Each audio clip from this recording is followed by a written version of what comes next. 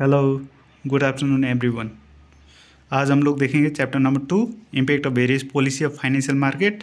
इस चैप्टर में कौन कौन सा इंपॉर्टेंट क्वेश्चन है स्पॉम टेस्ट में आने का और कौन कौन सा क्वेश्चन आ चुका है मेरा स्पॉम टेस्ट में, वो हम लोग डिस्कस कर लेंगे। ठीक है। पहला number question, objective of credit policy. इसका ऑब्जेक्टिव ऑफ क्रेडिट पॉलिसी में आपको 4 ऑप्शन दिया रहेगा और 4 ऑप्शन में एक ऑप्शन आपका रॉन्ग रहेगा। वो ऑप्शन आपको ढूंढ के बताना है कि कौन ये ऑप्शन रॉन्ग है। तो इसीलिए आपको ये पॉइंट सब याद होना चाहिए। चलिए स्टार्ट करते हैं। Objective of credit policy, first, maintenance of price stability. Price stability maintain करने में हेल्प करता है। Achieving economic growth, exchange rate stability, fluctuation ज़्यादा हो रहा है तो उसका स्टेबिलिटी लाने में मदद करता है। External balance of payment equilibrium. 5 number point, adequate flow of credit to productive sector, मतलब प्रोडक्टिव सेक्टर को पैसा देने में मदद करता है उधार पे। Maintenance a moderate structure of interest rate to enhance investment. Interest rate को भी कम ज़्यादा करने में मदद करता है for the purpose of investment. ठीक है। फिर दूसरा number question, the instrument of credit policy. कौन कौन सा इंस्ट्रूमेंट क्रेडिट पॉलिसी का है? एक CRR, फिर उसके बाद ELR, और फिर liquidity maintain adjustment facility, margin standing facility, फिर मार्केट स्टेबलाइजेशन स्कीम, और उसके बाद ओपन मार्केट ऑपरेशन। ठीक है। इसका अंदर का मटेरियल भी इम्पोर्टेंट है। तो चलिए शुरू करते हैं। CRR में से एक प्रैक्टिकल क्वेश्चन आएगा। CRR मतलब स्टडी मटेरियल में प्रैक्टिकल क्वेश्चन जो कराया गया है वो 3% लेकर कराया गया है, लेकिन आपको 4.5% लेकर कैलकुलेट करके आना है। बहुत इजी क्वेश्चन आएगा, आप कर लेंगे। CRR क्या होता है? Is the amount which the commercial bank must maintain has cash deposit with the RBI। Commercial bank maintain करता है कैश डिपॉजिट RBI के साथ। An important thing to note here is that commercial bank do not get any interest from RBI on a CRR. Commercial bank कोई भी interest rate वगैरह नहीं लेता है RBI के साथ। RBI may increase the CRR if it think that there is large amount of money supply in the economy. Conversely, it will decrease the CRR if it is of opinion that inflation is in control and industry need a monetary boost up. The reduction in CRR will provide more money in the hand of commercial bank, which will pass it on the industry. More money in the hands of industry will boost production, consumption and employment. इतना आप reading कर लेंगे हो जाएगा। और what do mean by statutory liquidity reserve, SLR। Statutory liquidity reserve is the amount which commercial bank must keep it with itself. So SLR is the amount of money which bank must always keep in the custody. SLR is also very powerful tool to control the liquidity in the economy to encourage industries to boost up their production. SLR may be decreased to put more money in the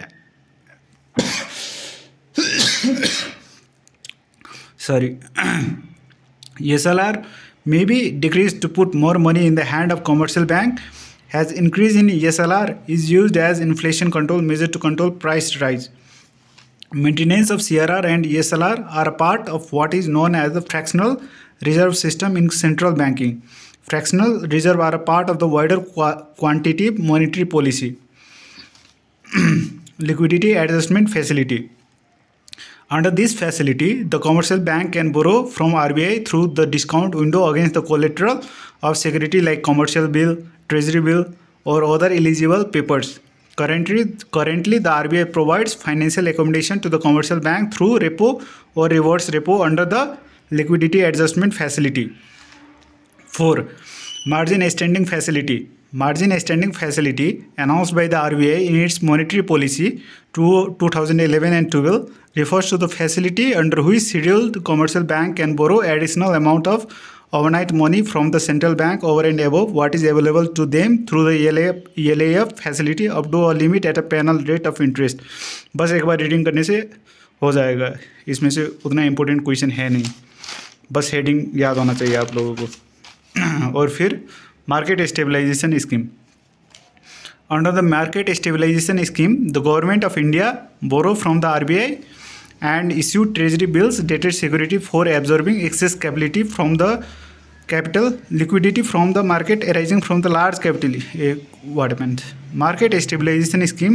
Under the market stabilization scheme, the government of India borrows from the RBI and issues treasury bills dated security for absorbing excess liquidity from the market arising from large capital inflows.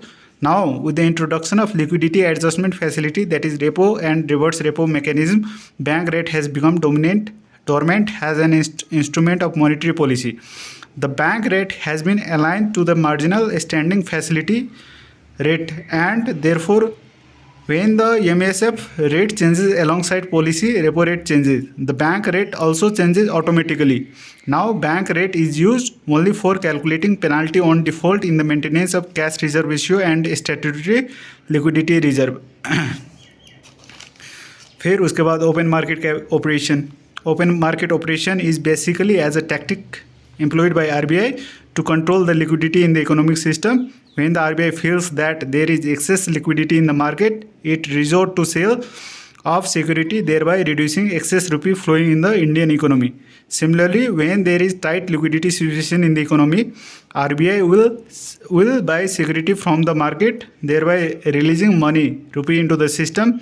Maintaining short-term liquidity is very important because if it is not maintained, then the short-term money market rate MIBOR will be impacted, which will have its impact on short-term lending and borrowing. फिर एक और है focusing bank to promote lending to a particular sector. RBI may change the category of the sector in which it want more lending to be done by commercial bank. For example, it can include the sector in and has priority sector, or it can include a particular sector under the definition of infrastructure to promote more funding in that sector. Furthermore, infrastructure status helps easier access to institutional credit and reduction in cost of borrowing. ये उतना important नहीं था, लेकिन आपको heading पता रहना चाहिए. फिर fed policy very very important, ये आप वेरी वेरी इंपॉर्टेंट मार्क कर सकते हैं, इसमें से ज़रूर क्वेश्चन मिलेगा आपको. It performs 5 general functions to promote the effective operation of US economy and more generally the public interest. The Federal Reserve conduct the nation monetary policy, promote the stability of the financial system, promote the safety and soundness of individual financial institution, foster payment and settlement system, safety and efficiency, promote consumer protection and community development. आपको एक choose करना रहेगा which is appropriate. तो मेरे test में promote the stability of the financial system आया था, तो stability इम्पोर्टेंट था, तो ये आपको याद रहना चाहिए. फिर उसके बाद ये CII से एक प्रैक्टिकल क्वेश्चन आपको मिलेगा, आपको चार नंबर का इसमें से क्वेश्चन आ सकता है, तो ये इम्पोर्टेंट है. ये क्वेश्चन आप लोग सॉल्व कर लेना. Suppose you purchase a house for 25 lakh in January 2005 and sold it for 70 lakh in January 2015. Your profit और capital gain is ₹45 lakh. The CI for the year the apartment was bought in is 4 से 406. The CI for the year apartment was sold in is 1081. Now the cost inflation index is equal to CI for the year asset was transferred or sold and CI for the year was the asset was acquired or bought. तो ऊपर में जो कि transfer हुआ है और sold हुआ है, और नीचे में जो कि एक्वायर्ड हुआ है या बाउट हुआ है. ठीक है, तो सोल्ड का CI कितना था 1081 और बाउट का CI कितना है 406, और इसको डिवाइड कर देंगे तो आ जाएगा 2.66. While computing tax, CII is multiplied with the purchase price to arrive at the indexed cost of acquisition. This is the actual cost of the asset. Therefore, the indexed cost of acquisition is equal to 25 lakh. 25 lakh क्या है, जो कि वो purchase किया है house, 25 lakh into 2.66 जो हमें calculate करने पे मिला है. CII is equal to 66,50,000 and the ये 2 नंबर का कोई 2 मार्क में आएगा, therefore index cost of acquisition. और फिर आपको 2 नंबर में the long term capital gain भी आ सकता है वो कंप्यूट करने के लिए। And the long term capital gain equal to sale value of the asset minus index cost of acquisition, जो कि ऊपर कैलकुलेट करके आया है। 70 lakh minus 66,50,000 equal to 3,50,000। The tax liability, if you use the indexation method, is charged at 20%. The tax liability will be 3,50,000 into 20%, say 70,000। ठीक है, ये important है। और नीचे ये information, if you do not use the indexation method the tax is payable eight 10% on the capital gain. आप जब indexation लगा रहे हो तो वहाँ पर 20% दोगे, और इंडेक्सेशन नहीं लगाओगे तो वहाँ पर 10% देना पड़ेगा। The capital gain in this case is the sale price of the apartment minus cost of acquisition. 70 lakh minus 25 lakh equal to 45 lakh. The capital gain tax is 10% on 45 lakh equal to 4,50,000। ठीक है, ये इंपॉर्टेंट क्वेश्चन है। 4 नंबर का आएगा, 4 to 6 number का आ सकता है, और very very must do question है। ठीक है, फिर therefore when indexation benefit is taken it helps you in saving taxes, it helps you adjust the purchase price of the house with the current market price. Very very important question है, आपको जरूर करके आना है। फिर chapter number 4 में आ जाओ, capital market secondary. ये कस्टडियल सर्विस, ये भी बहुत ज़्यादा इंपॉर्टेंट है। आपको 4 ऑप्शन दिया रहेगा, एक ऑप्शन आपको इनकरेक्ट ढूंढ के निकालना है, बताना है। कस्टडियन सर्विस कौन सा कस्टडियन सर्विस इनमें से नहीं देगा, 4 ऑप्शन दिया रहेगा, और कौन सा सर्विस नहीं दे सकता है। तो आपको तीन ऑप्शन यहीं से मिल जाएगा, और एक ऑप्शन उसने खुद बना के दिया होगा, तो वो आपको वो टिक करके आना है। ठीक है, the related service provided by them are as follows. A, maintaining account of the security of a client. B, collecting the benefit right accruing to the client in respect of securities. C, keeping the client informed of the action taken by the issuer of securities. D, maintaining and reconciling record of the service has referred above. इसको याद कर सकते हो ABCD करके, mnemonics यहाँ पर बनाया हुआ है मैंने, और ये आप भी अप्लाई कर सकते हो। A for account, B for benefit और right, C for client को इन्फॉर्म करना है कौन सा एक्शन लेना है by the issuer of security, और डी को डॉक्यूमेंटेशन मेंटेन करना है, वही maintaining and reconciling record of the service has referred above. Very very important ये क्वेश्चन है। फिर question number 2, benefit of algorithm trading. क्या क्या बेनिफिट है एल्गोरिथम ट्रेडिंग, नाम से पता चलता है ये कंप्यूटर में सेट करके रख दिया होगा और वो खुद ही ट्रेड करेगा। ठीक है, तो trade are executed at the best possible price. Trades order placement is instant and accurate. Trades are timed correctly and instantly to avoid significant price changes. Reduce transaction cost. Simultaneous automated check on multiple market condition. Reduced risk of manual error when placing trade. Algo trading can be backtested using available historical and real-time data to see if it is viable and trading safety. Reduce the possibility of mistake by human traders based on emotional and psychological factor. कम करेगा, जो कि इंसान अपना emotion और psychological factor के कारण से वो ट्रेड करने के लिए जा रहा है, तो उसे कम करेगा। ठीक है, फिर an example of algorithm trading, ये आप पढ़ सकते हैं, ये जस्ट फॉर रीडिंग है। Royal Dutch Shell RDS is listed on Amsterdam Stock Exchange AEX and London Stock Exchange LSE. We start by building an algorithm to identify arbitrage opportunity. There are few interesting observations. AEX Amsterdam trades in euros while London Stock Exchange trades in British pound sterling. Due to 1 hour time difference, AEX opens an hour earlier than LSE, followed by both exchanges trading simultaneously for the next few hours and then trading only in LSE.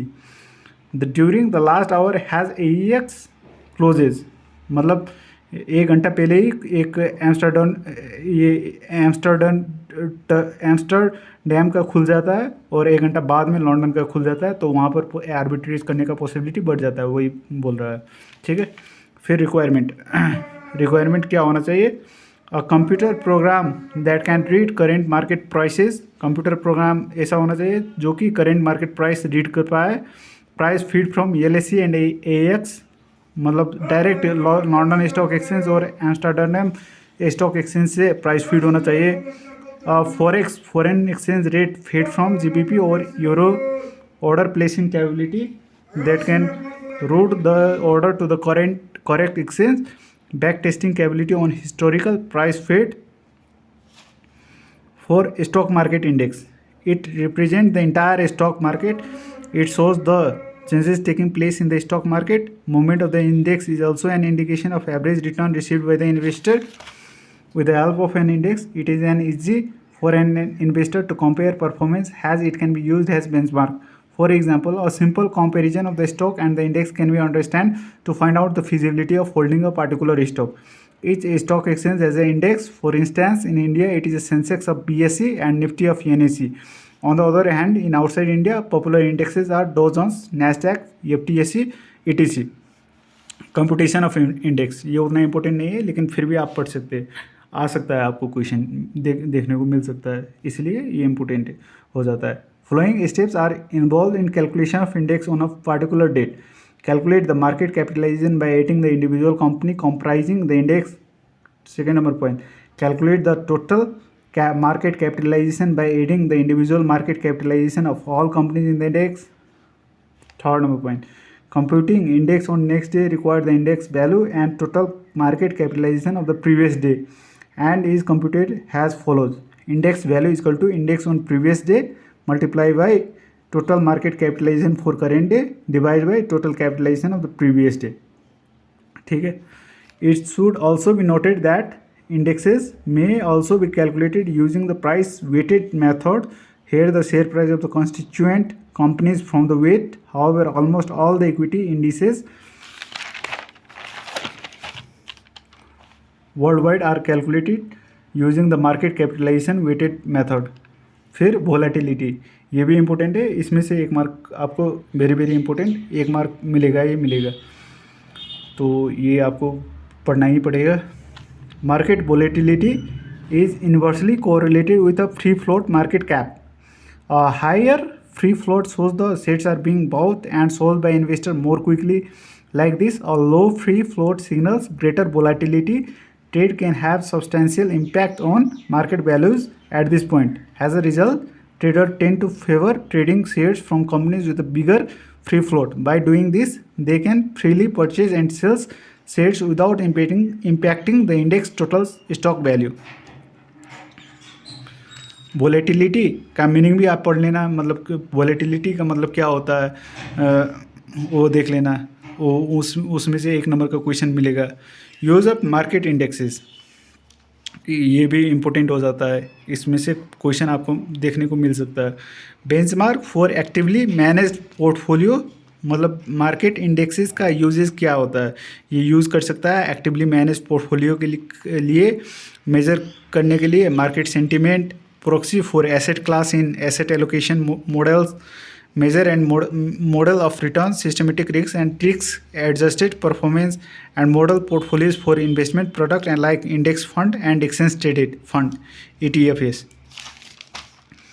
और risk management in secondary market. ठीक है, risk management in secondary market, ये भी एक important question है।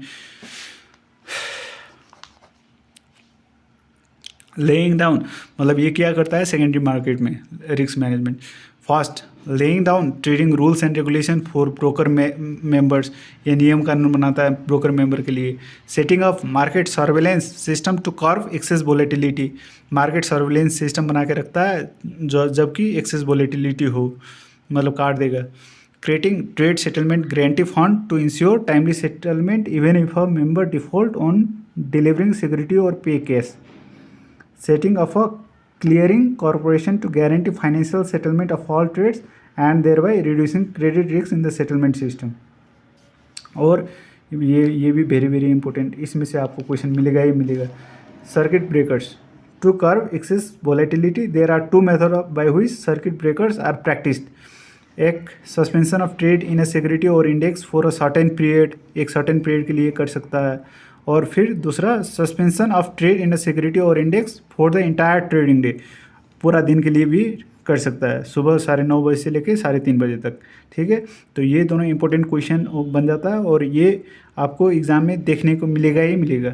और एक practical question मिलेगा, प्रैक्टिकल क्वेश्चन से अलग से वीडियो बना दूंगा मैं। और गवर्नमेंट सिक्योरिटी मार्केट और बॉन्ड मार्केट, ये स्टडी मैट का क्वेश्चन नहीं था, पता नहीं कहाँ से पूछा था। और एक, how a non profit organisation can use social stock exchange to raise fund, ये वेरी वेरी इंपॉर्टेंट क्वेश्चन, इसमें से भी 1 मार्क जरूर से मिलेगा। ये स्टडी मैट में एमसीक्यू में दिया है, वो नहीं मिलेगा। टू रेज मतलब क्यों सोशल स्टॉक एक्सचेंज इशू करता है, to raise social value of the people, वो एमसीक्यू में वो दिया है स्टडी मैट में, लेकिन वो आपको आएगा नहीं। तो ये इंपॉर्टेंट है, how non profit organisation can use social stock exchange to raise fund. After registering with social stock exchange, a not profit organisation may raise money on the platform by issuing zero coupon, zero principal instrument through public issuance or private placement, donation made via SEBI designated mutual fund scheme, or any additional method that SEBI may later specify। ठीक है, ये 3 point है आपको। First point, by issuing zero coupon, zero principal instrument through public issuance और private placement, donation made via SEBI designated mutual fund scheme. ठीक है, और any additional method that SEBI में लेटर स्पेसिफाई। इनमें से आपको क्वेश्चन जरूर से मिलेगा, अप टू 6 to 8 मार्क। ठीक है, ये चैप्टर में से हमारा चैप्टर ये भी ख़त्म होता है। चलो, थैंक यू, मिलते हैं नेक्स्ट वीडियो में।